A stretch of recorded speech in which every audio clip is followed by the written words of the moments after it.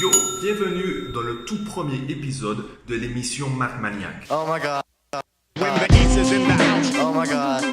When the East is in the house. Oh my god. Aujourd'hui, je vais répondre à la question suivante. Comment faire lorsque mon enfant manque d'autonomie? Beaucoup de parents m'ont posé la question et on m'a également posé la question donc pour l'émission. C'est la raison d'être de cette vidéo. Donc si toi aussi tu as une question ou un problème, je t'invite à passer sur le site mathmaniac.fr. Tu vas dans l'onglet émission Math Maniac et tu me détailles la question à travers le formulaire de contact. Puis je te réponds avec une vidéo. Donc comment faire lorsque mon enfant manque d'autonomie? Eh bien, beaucoup de parents m'ont dit que tous les jours, il fallait qu'ils répètent à leur enfant: tu as fait tes exercices, tu as révisé ton cours, est-ce que tu as fait ton sac, est-ce que tu t'es brossé les dents, est-ce que tu as pensé à faire ci, est-ce que tu as pensé à faire ça? Et récemment, j'ai rencontré encore une mère qui me disait en fait qu'elle comprenait pas, qu'on lui disait qu'elle maternait trop son fils alors qu'elle criait tout le temps. Et le problème, c'était ça. Le problème, c'est qu'elle faisait finalement à la place de l'enfant. On a tellement peur de voir nos enfants échouer, on a tellement peur de voir nos enfants avoir un mauvais dossier scolaire qu'on les prive de certaines leçons de la vie.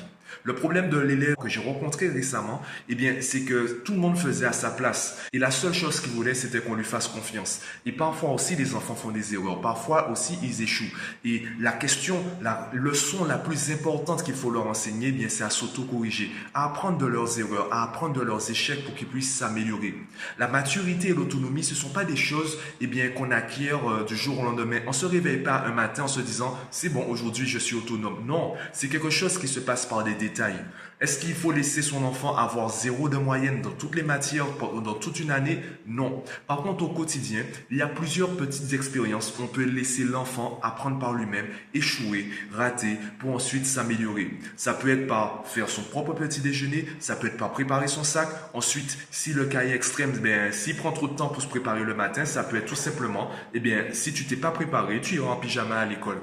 Ne serait-ce que vivre l'expérience une fois, ça lui permettra de comprendre pourquoi il doit se réveiller plus tôt, se préparer plus tôt, pour être prêt plus tôt. Donc pensez à ça. Pour l'autonomie, passez par des petites expériences, des petits échecs, mais aussi de petits succès pour que l'enfant apprenne à s'améliorer. La première leçon que vous devez lui enseigner, c'est à s'auto-corriger. Par la suite, vous verrez que son autonomie va s'agrandir de plus en plus. Donc, dites-moi ce que vous en pensez en commentaire de la vidéo. Si vous avez également une question, passez sur le site mathmaniac.fr, vous remplissez le formulaire et moi, je vous réponds avec une vidéo. À bientôt.